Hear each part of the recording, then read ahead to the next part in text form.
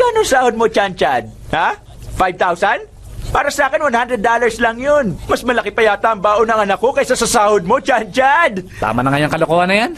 Tanda mo pa? Sinabi ko sa'yo, ikaw ang iiyak balang araw at ako naman ang tatawa.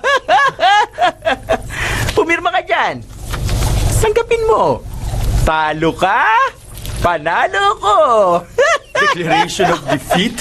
Hindi ako makapaniwala. Ito, naiibang ka na. Teka, yan yung penny virus Ba't nasa iyan? Hinakaw mo, no? Nakalimutan mo na? Ito ay para sa nanalo, hindi sa talunan. Maiba ko. Kung kailangan ng school nyo ng tulong o donasyon, tawagan mo ang assistant ko, ha?